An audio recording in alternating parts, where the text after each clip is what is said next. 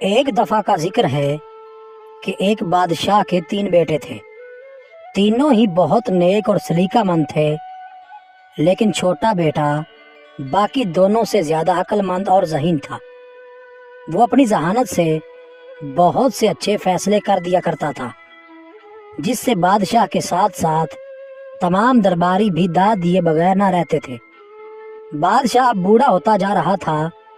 وہ جلد از جلد اپنی سلطنت اپنے بیٹوں کے ہاتھوں میں دینا چاہتا تھا، تاکہ وہ اپنی باقی زندگی ذکر الہی میں گزارے۔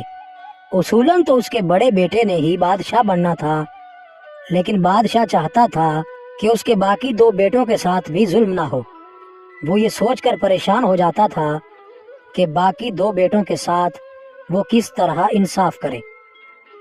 آخر وزیر نے پوچھا کہ آپ کو کیا غم ہے؟ وزیر کے پوچھنے پر بادشاہ نے بتایا کہ وہ اب اپنے بیٹوں کو بادشاہ بنانا چاہتا ہے۔ اصولاً تو اس کے بڑے بیٹے کو ہی بادشاہ بننا ہے، لیکن میں یہ سوچ کر پریشان ہو جاتا ہوں کہ باقی دونوں بیٹے کہیں یہ نہ کہیں کہ ابا جان نے ہمارے ساتھ انصاف نہیں کیا۔ وزیر نے کہا، بادشاہ سلامت، آپ پریشان مت ہوں۔ میرے خیال میں تینوں شہزادوں کو کسی آزمائش سے گزارے۔ اس آزمائش میں جو کامیاب ہوا اسے بادشاہ بنا دے۔ بادشاہ یہ سن کر بہت خوش ہوا، لیکن اس نے کہا کہ وہ آزمائش کیا ہوگی؟ وزیر نے کہا، میں ترکیب سوچ لوں گا اور آپ کو کل صبح آ کر بتا دوں گا۔ وزیر ساری رات سوچتا رہا، آخر وہ ایک ترکیب سوچ کر مطمئن ہو گیا۔ صبح جب وزیر نے بادشاہ کو ترکیب بتائی تو بادشاہ سن کر بہت خوش ہوا اور وزیر کو مالا مال کر دیا۔ منصوبے کے مطابق بادشاہ نے تینوں شہزادوں کو بلایا اور کہا، میں اب بوڑھا ہوتا جا رہا ہوں اور اپنی باقی زندگی ذکر الہی میں وقف کر دینا چاہتا ہوں۔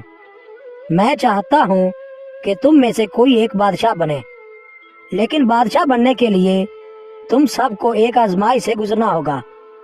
بادشاہ نے کہا، میں تم تینوں کو 1000 اشرفیاں دوں گا، جس سے تم لوگوں نے میرے لیے ایک ایسی چیز خریدنی ہے جس کا فائدہ مجھے اب بھی ہو اور بعد میں بھی۔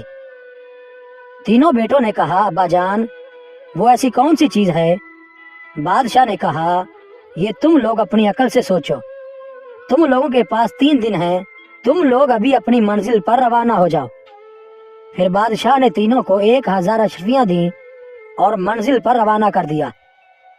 بڑا شہزادہ مختلف بازاروں میں پھرتا رہا۔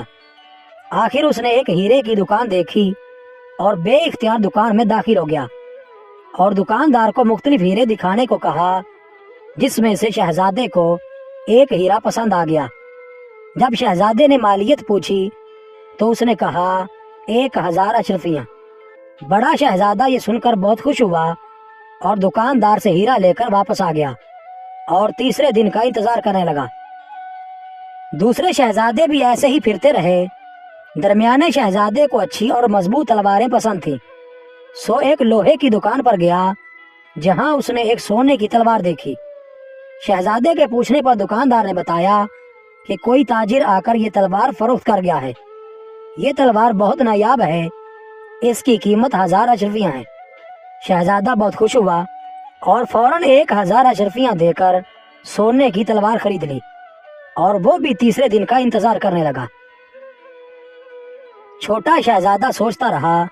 وہ مختلف بازاروں میں گزرتا اور دیکھتا کہ بازاروں میں بہت سارے فقیر مانگ رہے ہیں اور لوگ انہیں برا بھلا کہہ رہے ہیں۔ شہزادے سے رہا نہ گیا اور اس نے سارے فقیروں میں اشرفیاں بانٹ دیں۔ وہ سب بہت خوش ہوئے اور شہزادے کو دعائیں دینے لگے۔ آخر تیسرا دن بھی آ گیا۔ سب شہزادے محل میں پہنچے۔ انہوں نے اپنی اپنی چیزیں لیں اور بادشاہ کی خدمت میں حاضر ہوئے۔ دونوں بڑے شہزادوں نے بادشاہ کو ہیرا اور تلوار دکھائی۔ بادشاہ نے کہا، ان کا مجھے کیا فائدہ ہوگا؟ میں جب مروں گا تو یہ چیزیں میرے کیا کام آئیں گی؟ چھوٹا شہزادہ خاموش کھڑا تھا۔ اس نے کہا، ابا جان، میں نے اپنی تمام اشرفیاں غریبوں میں تقسیم کر دی اور انہیں اتنا دے دیا ہے کہ وہ اپنی زندگی عزت سے گزاریں۔ وہ آپ کو بہت دعائیں دے رہے تھے، جس کا فائدہ آپ کو اب بھی ہوا اور آخرت میں بھی یہ دعائیں آپ کی بخشش میں مدد کریں گی۔ بادشاہ یہ سن کر بہت خوش ہوا اور چھوٹے بیٹے کو بادشاہ بنا دیا۔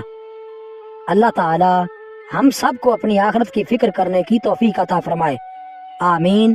مزید اچھی ویڈیوز کے لیے چینل کو سبسکرائب کریں اور بیل کے آئیکن کو لازمی پریس کریں۔